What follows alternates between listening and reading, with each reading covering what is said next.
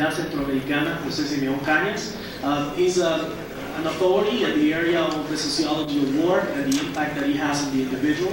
He holds a doctor of, actually a PhD in social and organizational psychology from the University of Chicago, an MA in social sciences also from the University of Chicago, a licenciatura en psicología, a BA in psychology from the University José Simeón Cañas in El Salvador.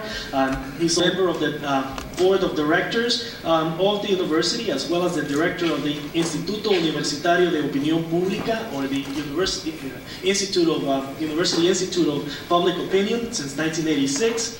He is the head of the Department of Psychology at that university since '82. He is also a professor of social psychology. He's a member of the board of publications of Revista ECA, which is one of the most accepted magazines in El Salvador and Central America, and a number of other materials, including the UCA Editores, which is the editorial board of the university. He is also a member of the board of publishing of Revista de Psicología de El Salvador, the magazine of the Journal of Psychology of El Salvador. He is also, in this case, a member of the American Psychological Association and a member of the Salvadorian Society of Psychology, and the vice president for Mexico, Central America, and the Caribbean of the Inter-American Society of Psychology. Again, can continue talking about his great accomplishment and his resume. And he has a number of books that he has published, including Así piensan los salvadoreños urbanos, Sistema y Poder, Acción e Ideología, La voz de los sin voz, Haciendo la Universidad, Psicología, Ciencia y Conciencia, Problemas de Psicología Social en América Latina, Psicodiagnóstico de América Latina. And without publishing, he has his master's thesis and his doctoral thesis, which are in English, dealing with social attitudes and group conflicts in El Salvador for his master's thesis. And his doctoral dissertation is on household density and crowding in lower class Salvadorans. So, I mean, it's amazing, and it's, again, as I mentioned, a great honor for us to have with us Dr. Ignacio Martín-Baró.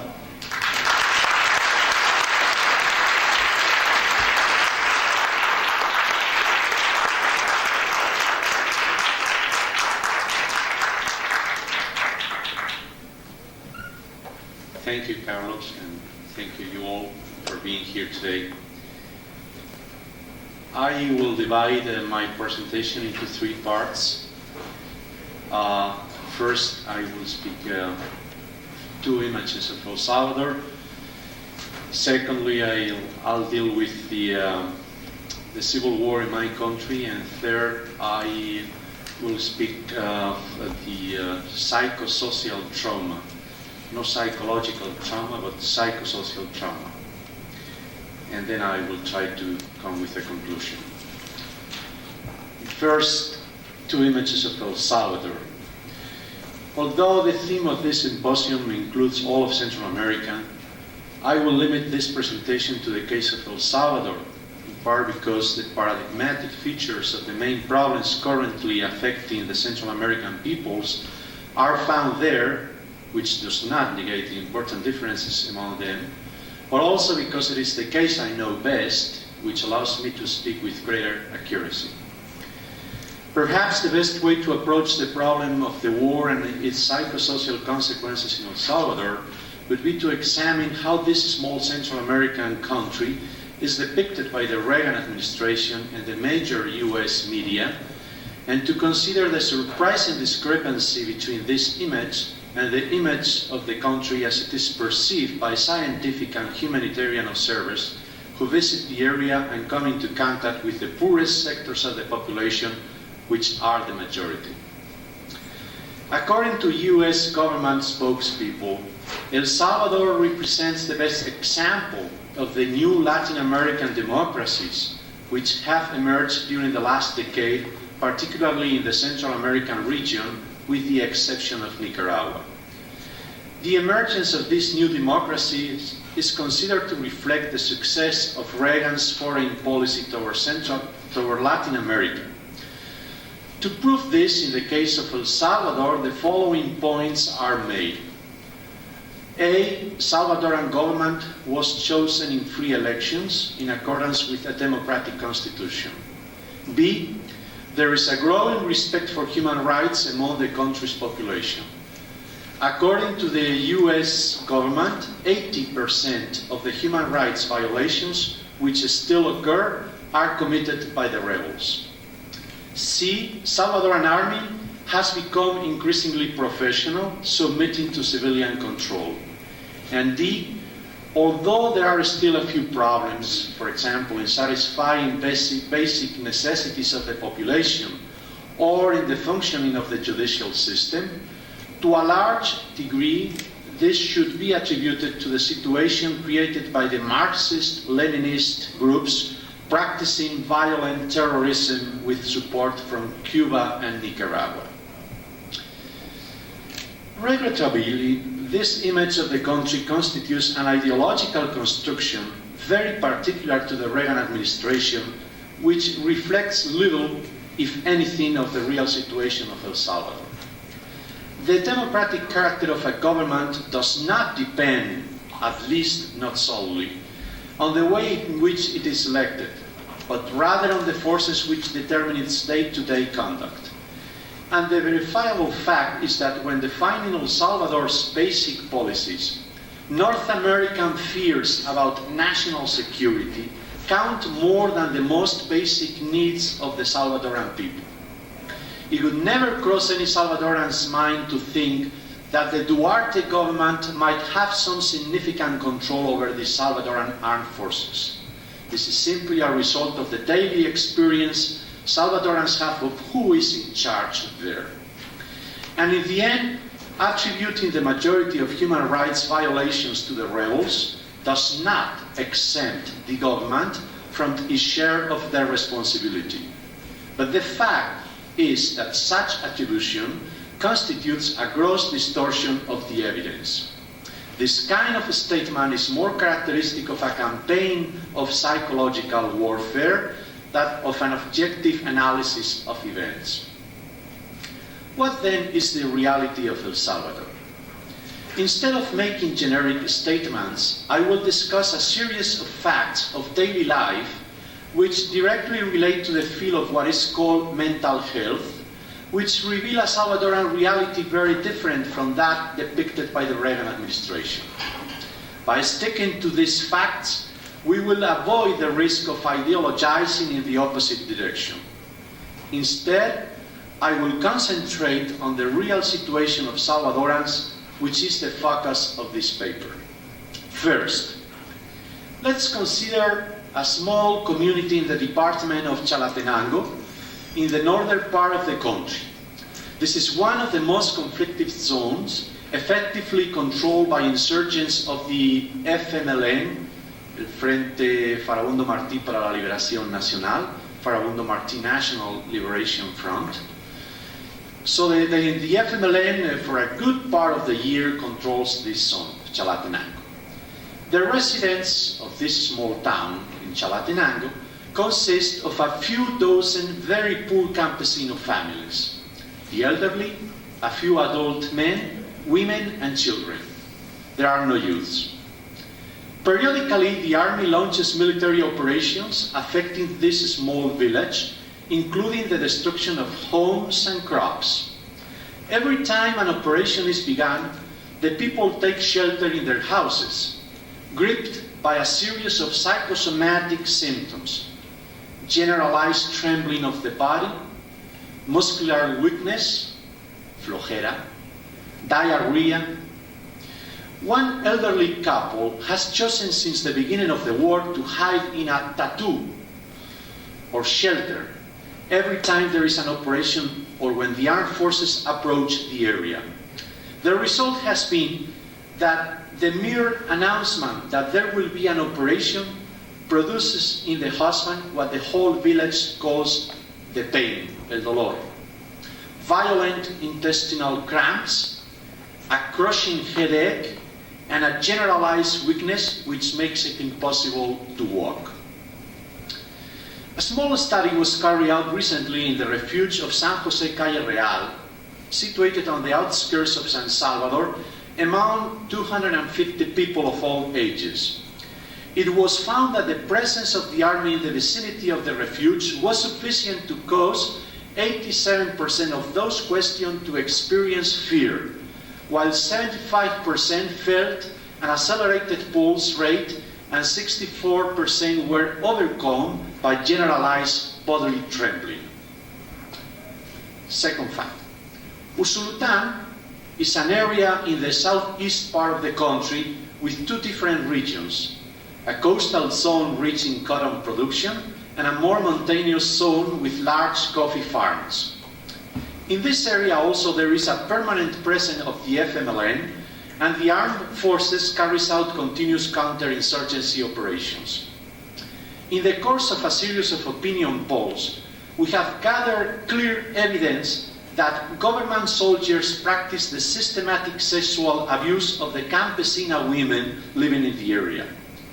One of these women told us that in order to avoid the continuing mass rape, the cleverest ones, las más listas, was the expression she used, resort to the protection of some soldier or official, prostituting themselves to him so that he will protect them from the other soldiers.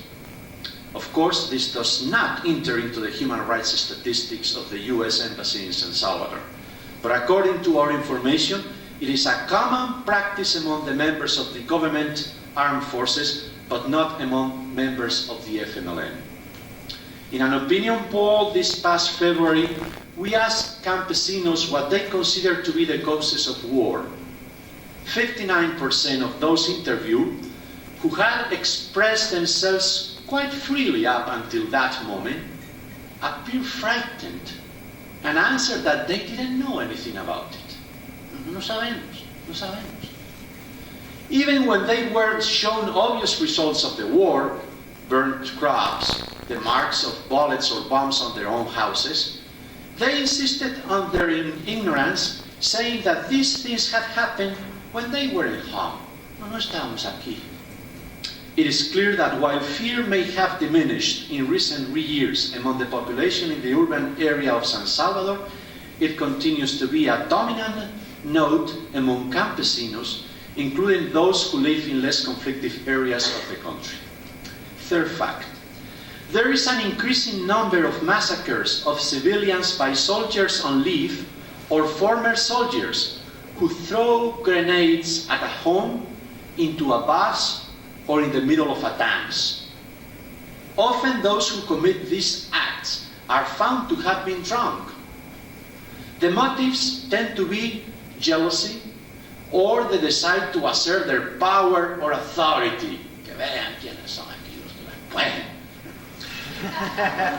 In just the last week of February of this year, the last week of this past February, the press has reported no less than 4 such cases. 4 facts. In a research project carried out between April and May of 1987, last year, we tried to replicate some North American studies on the formation of the concept of social class. We interviewed more than 200 children of various ages belonging to various social sectors. One of the questions we asked them was, what would have to happen in order for there to be no poor people? Several of the children from the higher socioeconomic sectors gave us this response: kill them all. Of course, this piece of data can be interpreted in various ways, and our study is still unfinished. But I have never seen or heard of any study in the United States which received this kind of answer. It should be added that some sectors of Salvadoran society propose as a solution to the civil war the elimination of all the subversives in the style of the 1932 mass killing, in order to win in this way another 50 years of peace. I could continue giving you many examples similar to this without departing from the psychosocial area. However, these 4 should be sufficient: psychosomatic symptoms when faced with military operations, mass rapes of campesina women, uncontrolled criminal violence among soldiers and officials, and the almost murderous configuration of children's minds. For you to understand, that the reality of El Salvador is sadly very different from that presented in official reports by the US government. My intention is not to indulge in a polemic here on the policy of your government toward my country, but to offer you a real framework without which it is impossible to understand the problems of the Salvadorans who seek refuge among you and to whom you are extended yourselves to offer your generous assistance. Three features can be useful in defining that reality as it refers to the problems of the Salvadoran refugees. First, above all, this is a society which is more than poor, it is impoverished. A society which is not just divided, it is violently torn apart. A society in which the most basic human rights of the majority are structurally and systemically denied. I'm not speaking of rights such as freedom of the press or freedom of worship, which seem to be of such concern to the US government in the case of Cuba or Nicaragua. I'm referring to the much more fundamental right to a place to live, to a job in which to fulfill oneself as a human being, to a school in which to educate one's children. What use is it to the Salvadoran campesinos that the government doesn't censor the press if they can't even read it, being illiterate, or even afford to buy it? Nor do the owners of the newspapers have any interest in hunger and pain, the suffering and yearnings of the campesino. This same situation shows in passing how arbitrary and deceptive it can be to distinguish between economic and political refugees. In El Salvador, to demand the satisfaction of basic needs of the poor majority is in itself a subversive proposition, since it attacks the very basis of a discriminatory system. B, or second, the government's armed forces continue to represent for the majority of Salvadorans a terrifying and abusive force, an arbitrary and omnipotent authority, and the expression of a system organized in function of the needs of a minority of 10 or 15% of the population, at maximum. I do not mean to deny the partial improvements in the Salvadoran army, as much as in its technical performance as in its relations with the civilian population. Nevertheless, the armed forces in El Salvador continue to be an institution beyond the law. Whether or not it respects people's rights depends on the discretion of its collective interest and, worse, on the generally narrow understanding which the local officials or common soldiers bring to each situation. Third, the Salvadoran population is being systematically destroyed by the war which has devastated the country for 8 years, and which the US military advisors calculate may continue for another 8 years. Obviously, a very fundamental part of this destruction is the number of victims. The death toll from the conflict during these last few years is estimated, in a conservative way, to amount to nearly 70,000. It is difficult to give an exact number for the wounded, though it is known that in military combat in general, there are at least 3 wounded for each fatality. But what we are interested in emphasizing here is not so much the physical destruction as the psychosocial destruction. As we have seen in the previous examples, the impact of the Salvadoran War ranges from the kind of organic deterioration manifested in psychosomatic symptoms to the aberrant criminalization of children's minds, to the unhinging of social relations as they are submitted to the abuse and violence of those who hold the power in their hands. It is no accident that a democratic image of El Salvador is presented even though that differs drastically from the reality. This ideological screening is part of the problem. It is an essential element used to justify the prolongation of what may be simply a low-intensity conflict for the Reagan administration.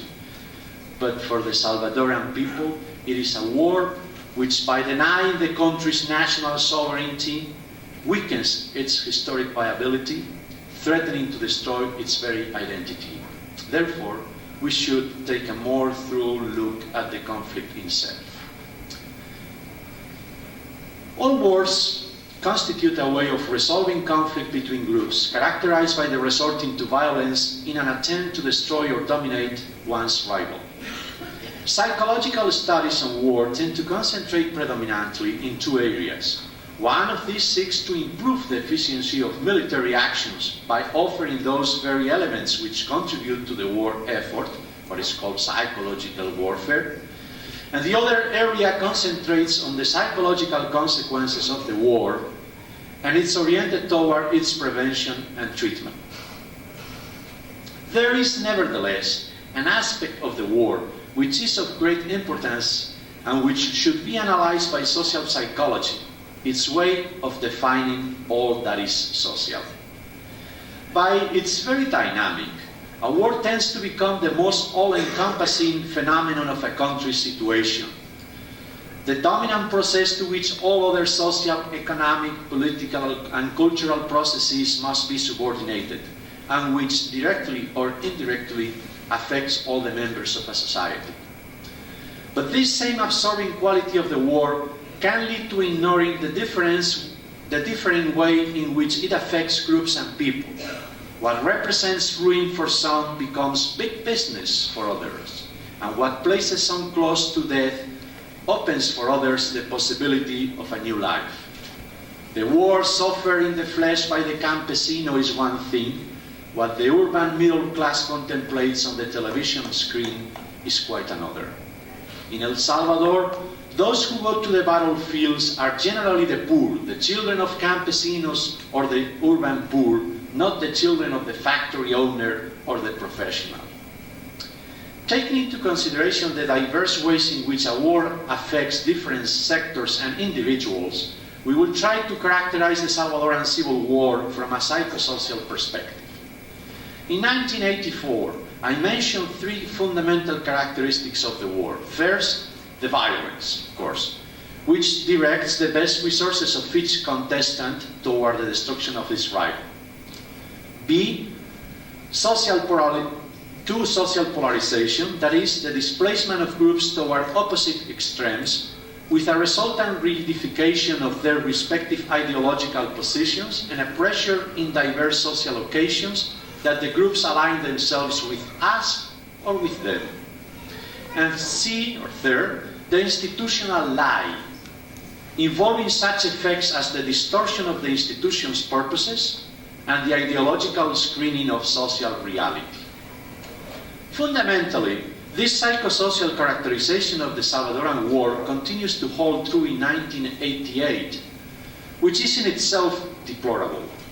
The fact that the situation of the war still has not substantially changed, in spite of the blood spilled, the hundreds of millions of dollars invested by the United States, the destruction and the suffering, is an indication that something is wrong there. It is terrifying then, to think that the US military advisors just designed a new military strategy for El Salvador looking toward the next 8 years. All in all, it would be useful to examine the variations which these characteristics of the Salvadoran Civil War have assumed as the war is prolonged. First, social polarization. In 1984, I stated that, in my opinion, the degree of polarization of the Salvadoran population had reached a peak and that significant signs of depolarization could be observed. That is, conscious efforts by some groups and sectors to disassociate themselves from either side. The processes of polarization and depolarization are neither uniform nor mechanical. Instead, they are closely related to the progress of a military activity as well as to the evolution of the political situation itself. In this sense, from 1984 until the present, various important processes have been observable. Perhaps the most insignificant is the resurgence of the mass movements with clear sympathies toward the position of the FMLN. the rebels. Nevertheless, the conscious effort to polarize and take the grassroots organizations beyond labor demands toward more conscious political, radical, and even violent positions has produced a new reduction in the movement. Some have drawn away who feel they lack the strength to enter into this dynamic, or who fear of a repetition of the violent repression of 1981-82. On the governmental side, the armed forces have embarked on many plans of counterinsurgency, one of whose essential ingredients is the so-called psychological war. These plans have expressly sought to win the hearts and minds of the civilian population, to create a major obstacle for the rebels by presenting them as common terrorists and enemies of the people. A concerted effort has been made not only to maintain the social polarization, but to extend and deepen it. Toward this end, both sides have tried to emphasize points of antagonism rather than points of possible agreement, exploiting sources of resentment and of intergroup hatred. Each group has presented the other as the incarnation of evil, as the enemy which must be eliminated. Government propaganda is more contradictory in this aspect than the propaganda of the FMLN, owing as much to its volume and intensity, incomparably larger, and to its distortion of the language. Thus, the real message communicated by the counterinsurgency development program's motto of Unidos para reconstruir, united to reconstruct, was clearly divided to destroy, or perhaps some united against other so that we can finish them off. In my opinion, the degree of social polarization currently to be found in the country, aside from such particular critical junctures as the upcoming elections of March 20th, is less than it was during the first years of the Civil War. Bad as the situation may be, some political space have been opening, whether due to weariness and reason, disillusionment with a military solution and the daily demands of getting along, or international pressure and the emergence of various options. Some people are attempting to take advantage of these spaces to build bridges and to map out new horizons. In any case, the amount of resources which must be used in order to maintain the social polarization gives an indication of the Salvadoran people's growing resistance to the attempt to solve the conflict by military means. However, the results of this resistance are not entirely positive, since it can adopt such forms as inhibition or skepticism, which are not necessarily socially or personally constructive. But even though the level of social polarization has tended to diminish, and a popular resistance develops which is deaf to all efforts to further radicalize the conflict, the campaigns of polarization keep the country in an atmosphere of tension. This tension is not only military, it is psychosocial. Facts are ideologized, people are demonized, the use of those very political spaces which have begun to open is criminalized. All of which leads to an apparent stagnation of social confrontation and to greater difficulty in trying to establish spaces for an interaction of the various social groups with respect to objectives they share. For this reason, the Duarte government had a serious problems when it was obliged to fulfill the Accords of Esquipulas II. And I'm speaking of Esquipulas II, not Arias Plan, because there is a gross distortion whenever you speak of the Arias Peace Plan. The Arias Peace Plan was the beginning, but what was signed by Central American countries was Esquipulas II, and it's quite a different thing, because the Arias Plan was concentrated on Nicaragua and the province of Nicaragua, whereas Esquipulas II concerns all Central American countries. And that is a distortion encouraged by your administration and your mass media. So you concentrate your attention on Nicaragua and forget about Honduras, forget about El Salvador, forget about Guatemala, forget even about Costa Rica. These accords forced the Duarte administration to work against its main source of strength, the United States, and to have to deal with open reluctance on the part of the armed. In fact, the Duarte government had no other option besides a strictly formalistic compliance, which served more as a justification for continuing the war than as a step toward peace. Let's go to the institutionalized lie. The systematic screening of reality continues to be one of the fundamental characteristics of the Salvadoran War. This screening takes on various forms. Above all, the point is to create an official version of the facts, an official story, which ignores crucial aspects of reality, distorting others and even falsifying or inventing others. This official story is imposed by means of an intense and extremely aggressive display of propaganda, which is backed up even by all the weight of the highest official positions.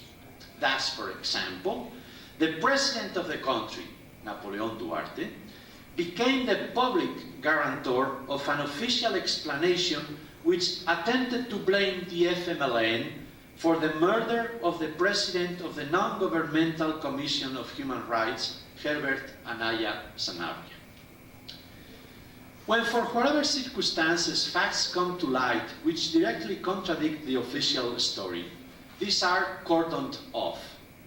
A circle of silence is imposed which relegates the facts to quick oblivion or to a past which is presumably superseded by the evolution of events. The continual violations of human rights by members of the armed forces obviously enter into this realm of blanketing silence. Public statements about the national reality, the reporting of violations of human rights, and above all, the unmasking of the official story, of the institutionalized lie, are considered subversive activities. And in fact, they are subversive. They are. Because they subvert the order of the established lie. Thus, we come to the paradox that whoever dares to state the reality or to report abuses becomes by this very act a culprit of justice. What is important is not whether the facts in question are true or not, which is always denied a priori. What is important is that they are stated. It is not the deeds which count, but the images. Thus, for example, when the auxiliary bishop of San Salvador, Monsignor Rosa Chavez, reported last month that members of the 1st Infantry Brigade were the perpetrators of a triple murder with all the characteristics of a death squad killing, he was immediately criminalized by the highest civilian and military authorities, including the President, Mr. Duarte. It was up to the bishop to prove his innocence. He was the accused, and it didn't seem to matter much whether the facts he reported were really true or not. What was important is that he said them. He named those facts. He made them public. Another element of falsehood is the degree of corruption which has increasingly permeated the various state organisms and the new Christian democratic officials. Of course, this does not represent any historic novelty in a Salvadoran administration. What is new is that the corruption has penetrated so deeply into a party which until recently had behaved with relative honesty and whose stated principles are strongly opposed to the private use of public resources. The overwhelming contrast between the political discourse and the actual behavior of the members of the Christian Democratic Party, now in power, establishes a new level of falsehood. This becomes all the more striking in the context of the Salvadoran people's present circumstances of extreme poverty. The most favorable judgment heard today about the corruption of the Christian Democrats in the government is that they are not different, and no better from governments previous to 1979, which were precisely those governments whose behavior helped bring about the Civil War.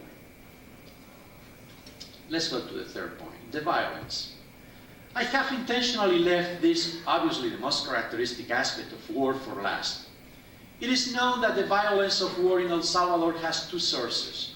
On the one hand, that of open military confrontation involving combatants. On the other, that of undercover paramilitary repression, directed not against combatants, but against all those sectors or groups of the population which support or sympathize with the insurgents, or those who are suspected of supporting or sympathizing with them. The Salvadoran War was previously characterized by a minimum of open military actions and a maximum of undercover paramilitary actions. The death squads, rather than the battalions, were the principal instruments of war used by government to remain in power as it faced popular and revolutionary harassment. Nevertheless, with the prolongation of the war and the very demands of the United States counterinsurgent project for El Salvador, this proportion has been inverted. And I think it's important to acknowledge this fact. While military confrontations have been acquiring primary importance, repression has been relegated to a minor position. It is a fact continuously aired by the US government that there has been a significant reduction in the number of torture victims. It's true. An accompanying statement is made that human rights violations of the FMLN have been increasing and that the majority of the violations which occur today in El Salvador are caused by them. But this is much more questionable.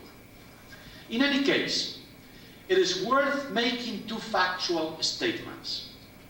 One, the number of victims in military confrontation, including fatalities and wounded, is currently much higher than the number of victims of repression. Secondly, the number of victims of repression has been reduced, but it is still even higher than it was before the war, when it was condemned as unacceptable by international organizations such as the United Nations or the Organization of American States. This change in the war's direction has given rise to a parallel phenomenon in the social order.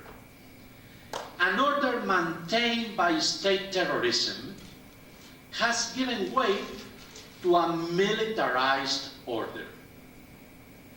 In El Salvador, a militarization of society and of collective life has been produced, as much in the zones controlled by the government as in those controlled by the FMLN, without attempting with this to avoid the clear differences that exist between the two cases. The militarization of the social order means, at the least, two things. Military officials tend to occupy most positions key to institutional order, and military permission becomes the criterion of validity and even of possibility of any activity. The military criterion. In other words, it could be difficult to carry out any activity or business of any degree of importance in the country which didn't first count with the institutional endorsement of the armed forces or with the personal sponsorship of some military officer. The surveillance which the army openly exercises over the various systems of communication is nothing but the most visible expression of its growing power over the functioning of Salvadoran society. Let's go to the third point of my presentation, psychosocial trauma.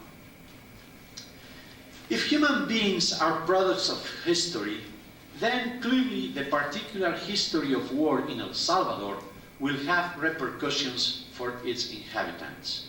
It is not necessary to adopt one of the traditional psychological visions of basic personality, culture and personality, in order to understand that the prolongation of the Civil War must have some important impact on the way Salvadorans feel and behave. We will refer to this impact in terms of psychosocial trauma. Etymologically, trauma means injury. In psychology, it is customary to speak of trauma when referring to an experience which affects a person in such a way that he or she is scared, that is, left with a permanent residual of what happened. If one speaks of trauma, it is because it is understood that this residual is negative, that an injury is involved, which unfavorably marks the life of that person. In general, the term psychic trauma is used to refer to a particular injury that a difficult or exceptional experience, for instance, the death of some beloved person, a situation of particular stress or suffering, a painfully frustrating event, leaves on a particular person. An example would be the experience of a child who sees its parents die in an accident or a fire. At times, in a sense more analogous to the Salvadoran situation, one speaks of social trauma to refer to the way in which some historic process can leave a whole population affected. This would be the case, for example, of the German people and of the Jewish people after the experience of the final solution, what was called the final solution. Here we will employ a little used term, psychosocial trauma, to emphasize the essentially dialectical character of the injury caused by the prolonged experience of a war like El Salvador's. This is not to say that some uniform effect is produced throughout the population, or that one can assume in the experience of war some mechanical impact on people. If one speaks of the dialectical nature of psychosocial trauma, it is precisely in order to emphasize that the injury or damage depends on the particular experience of each individual, an experience conditioned by his or her social background and degree of participation in the conflict, as well as by other characteristics of the individual's personality and experience. The suffering which the war brings with it even offers some people the opportunity to grow in human terms. The development of someone like the martyr Archbishop of San Salvador, Monsignor Oscar Arnulfo Romero, shows paradigmatically the growth of a person in proportion to the worsening of the persecution and attacks against him. Monsignor Romero is only one case among many other Salvadorans to whom the war has given the opportunity of developing exceptional human virtues of pure altruism and love in solidarity with the Salvadoran people. But in speaking of psychosocial trauma, I would also like to emphasize two other aspects which are frequently forgotten. First, that the injury which affects people has been produced socially. That is to say that its roots are not found in the individual but in society. And secondly, that its very nature is nourished and maintained in the relationship between the individual and society through various mediations by institutions, groups, and even individuals. These aspects have obvious important consequences to be considered when trying to determine what ought to be done to overcome this trauma. Joaquín Samayoa holds that the cognitive and behavioral changes caused by the war bring with them a process of dehumanization, understood as the impoverishment of four important abilities of the human being: the ability to think lucidly, the ability to communicate truthfully, sensitivity to the suffering of others, and hope. What are the cognitive and behavioral changes caused by the necessity of adapting to the war and which bring about dehumanization? Samayoa mentions 5. Selective inattention and clinging to prejudices, absolutism, idealization, and ideological rigidity, evasive skepticism, paranoid defensiveness, and hatred and the desire for revenge. When examining how these cognitive and behavioral schemata emerge and how they are configured, Samayoa mentions 3 adaptive or survival mechanisms: insecurity about one's own fate, the lack of purpose and even of meaning in what one does, and the necessity of connection to of connection to or membership in some group. A different line of thought has been developed from the psychotherapeutic experience of the group in Chile headed by Elizabeth Lira.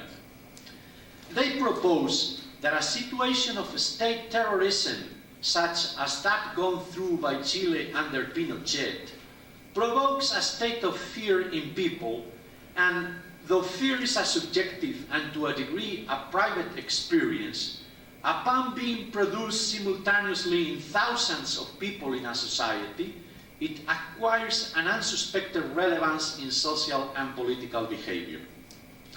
According to this group of psychologists, there are four main psychological characteristics of the processes generated by this fear.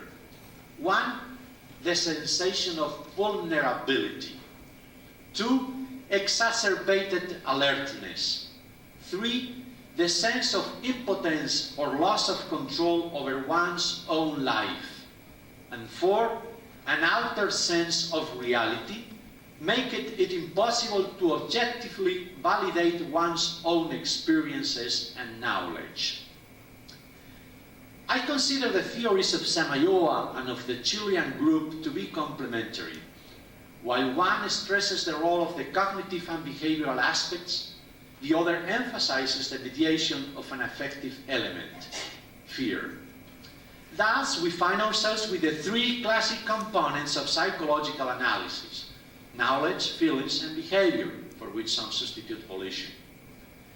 It is useful, nevertheless, to mention the limitations of both models. In the Chilean case, it is clear that the analysis is reduced to those sectors of the population which have been the target of Pinochet's repression.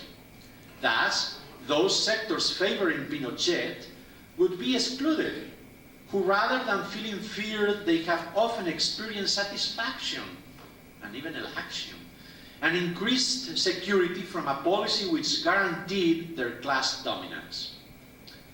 Samayoa's focus is broader, and in principle, it can be applied to all sectors of the population, since everyone has to adapt to historical circumstances. However, it is precisely the fact of adaptation being granted such a central role which I find unsatisfactory in this focus. It should seem that groups and individuals are external to the situation of war, to which they find themselves obliged to adapt. This would therefore involve a fundamentally reactive and even passive conception of how people face historical realities. But the evidence leads us to affirm the essential active role which groups and individuals play as subjects of history, no matter how alienated they may be. There is no doubt that for many Salvadorans, the war is something imposed on them. But for a significant number, the war is something that they themselves helped to cause and to develop. Looking at their participation in these processes from a merely adaptive perspective would lead to misunderstanding.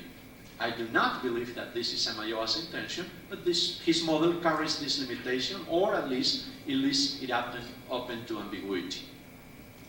From my perspective, it appears that the best way of understanding the psychosocial trauma currently experienced by the inhabitants of El Salvador is to conceive of it as the crystallization or materialization in individuals of the social relations of war that are experienced in the country. Obviously, underlying this proposition is the understanding of the human being as a product of a particular history, which in each case is manifested in the social relations of which the individual is an active and passive part. From this, we arrive at the notion that the nature of the primary social relations will be embodied in individuals. The role played by each of the psychic elements, knowledge, feelings, volition, should be examined individually, but in principle it's the whole of the individual which is affected by the experiences of these relationships of war. It follows that every person will be affected according to his or her particular social context, and a specific way of participating in the processes of war. The psychosocial trauma that people experience imply the alienation of social relations. The human nature of the enemy is denied, rejecting the possibility of conversing with him or her, seeing him as something one would want to destroy.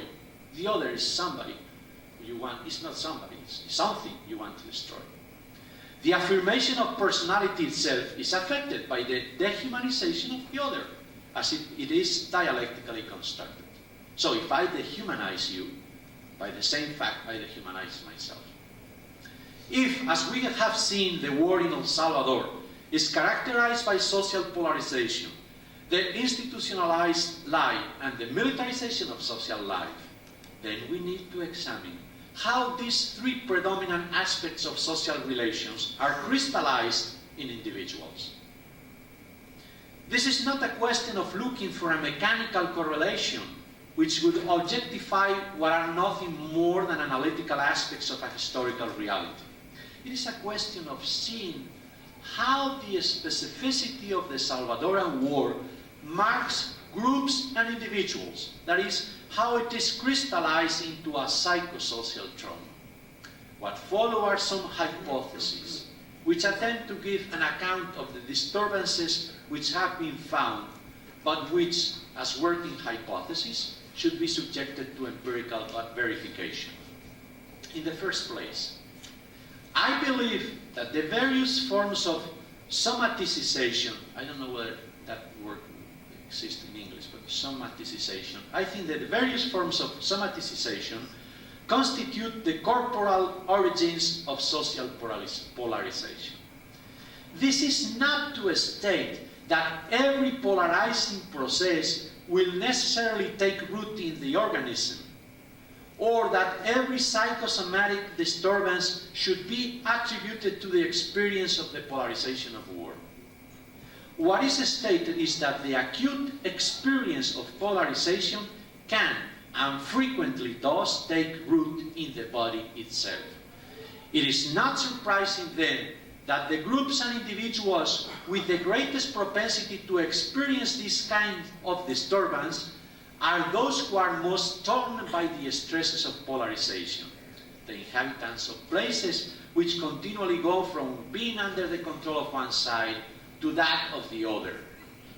They are torn apart. Or those who are submitted to an intense ideological bombardment by one side or the other without being able to state their own choice. Yo quiero ser yo. And even those who have to force themselves to take extreme, rigid positions in favor of the group to which they belong. And they start experiencing terrible headaches and nightmares. Social disturbances correspond to personal and even somatic disturbances. And this can develop into the complex forms of psychotic alienation observed in some youths in the populations of conflictive areas. There is an increasing number of people living in those areas which, in very simple terms, are gone nuts. Completely psychotic. It's terrible to observe the increasing number of youths, for instance, completely psychotic and even schizophrenic. In the second place, the prevailing climate of falsehood penetrates the basis of a person's identity in various forms, and this is very important in my opinion. The clouding of reality generates a schizoid disjuncture between subjective experience and social life, which allows no room for the validating formalization of one's knowledge or awareness, or at best refers it to an extremely restricted social circle. Yes, I can verify my experience with Juan and Maria, and that's it. And that's not enough, unfortunately. This difficulty in validating formalization of knowledge corresponds to a sense of insecurity about what one thinks, or as well as a skepticism regarding the various social and political options. When falsehood must be adopted as a way of life, and people find themselves forced to lead a double existence, the case of those who work clandestinely, the problem is aggravated. Not so much because there is no way to formalize and validate one's own experience, as because the necessity of acting at two different levels can produce an ethical and experiential confusion. What is good at this level is bad at the other level. And I must observe a behavior which I consider wrong, but that's my facade. And I'm doing quite the contrary of what I believe. And I'm required to do it. I mean, living for a long time in such a schizoid world is terrible. Because at the end, you cannot distinguish what is good and evil. And that creates a terrible confusion. Many end up abandoning such a stressful life, which frequently produces a devaluation of the self-image and feelings of guilt regarding one's own convictions and one's own conrads. Lira and her colleagues have analyzed the problems of identity derived from the impossibility of organizing life according to one's own political values, when these values are contrary to the established regime. Finally, the militarization of social life can create a progressive militarization of the mind. And I think this is terrible. The militarization of the mind. And let me tell you, or let me ask you, is this a peculiarity of the Salvadorans? Or maybe you, American people, also have a militarized mind? Ask yourselves, please. Again, this does not involve a simple or mechanical effect.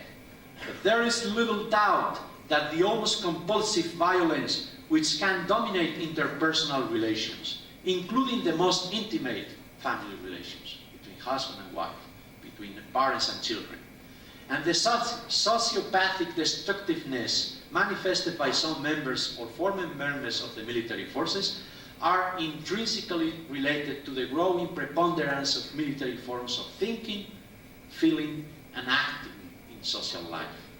The most serious aspect of this psychosocial militarization occurs when it becomes a normal way of being which is transmitted by the processes of socialization, as in the case of the children who ingeniously affirm that the way to get rid of poverty is by killing all the poor people. Let me conclude. The psychosocial task at hand.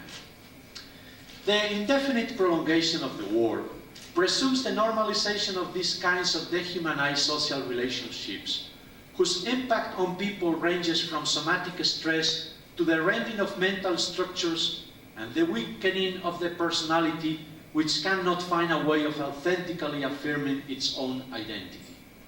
It is thus impossible to understand organic crisis without a reference to polarized intention. Similarly, sociopolitical inhibition cannot be understood except in response to the institutionalized lie or the stereotype ideologue, except in response to the militarization of social life.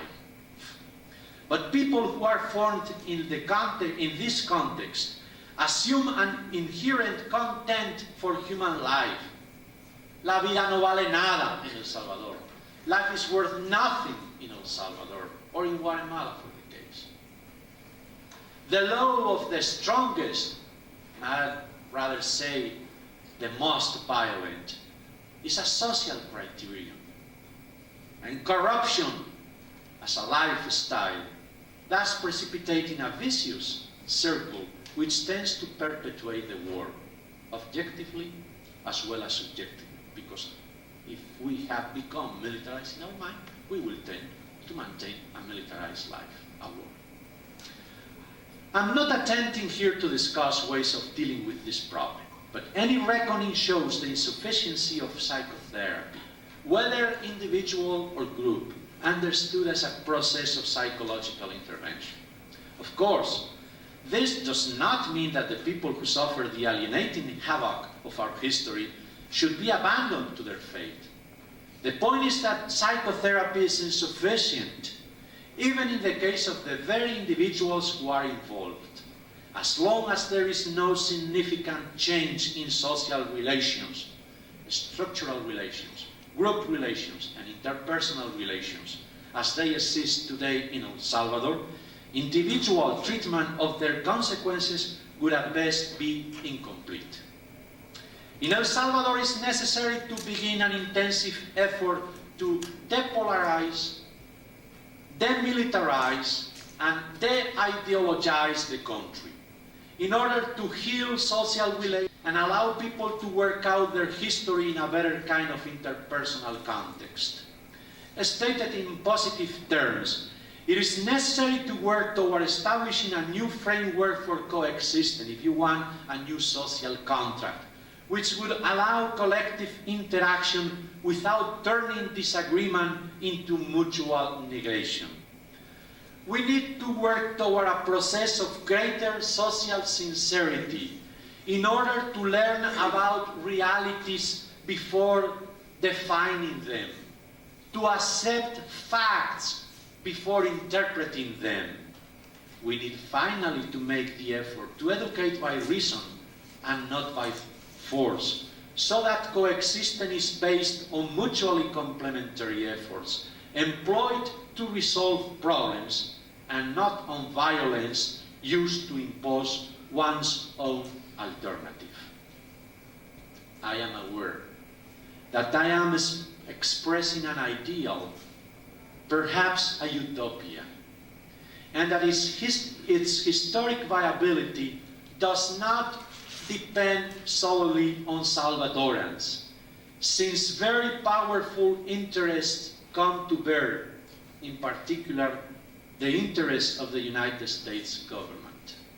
But for this very reason, there is no place more appropriate than the United States to make a call to reason. You are witnesses of the human wreckage that the policy of the US government helps create in El Salvador and in other Central American countries. It is horrifying to think that American military advisors have just elaborated a new plan for another 8 years of war in El Salvador. Because if the psychosocial trauma of Salvadoran refugees can only be understood in the context of our society at war, the prolongation of the war in our country can only be understood in the context of the brutal, myopic policy of the Reagan administration towards Central America. For this reason, you also have an important task: to depolarize, to demilitarize, and to de-ideologize your own country. To depolarize your country in relation to that enemy which is so generically and stereotypically called communism. To de-ideologize your country's ethnocentric values of the world and democracy. And to demilitarize your gigantic war apparatus, which carries imposition and death, not only to your Central American backyard, but to the most distant corners of Africa and Asia. You, who are here today, are also part of the social relations of war, which in some cases crystallize into personal pathologies, and in many cases dehumanize people, including yourselves. For this reason, the help and solidarity that you give to the people of Central America should be matched with the humble acceptance of the self-questioning which their struggles and suffering present to your values and lifestyles. In the end, the best help that you can offer to the Central American peoples and to all the people of the world is to recognize the validity of conversing with them, to recognize that their words in Spanish or Quechua, in Arabic or Tagalog, are indispensable to our mutual construction of a new history, one that will be more just and human. Thank you.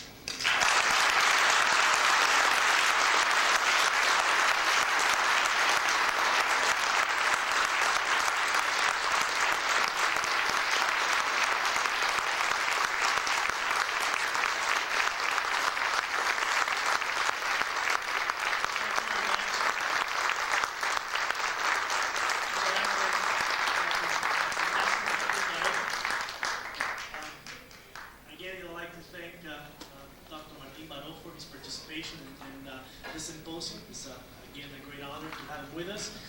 He'll be available for questions by the media in the next half hour. And also this afternoon we have a reception and poetry reading. And also tomorrow there will be a reception for all the participants in the symposium from 3 to 5 at the Barbary, actually in the conference rooms A through E downstairs here in the Student Union. We'll take a 45-minute break right now, and we'll be back at 1 o'clock with another panel on mental health issues, and that will go until 2:30 this afternoon. Thank you very much.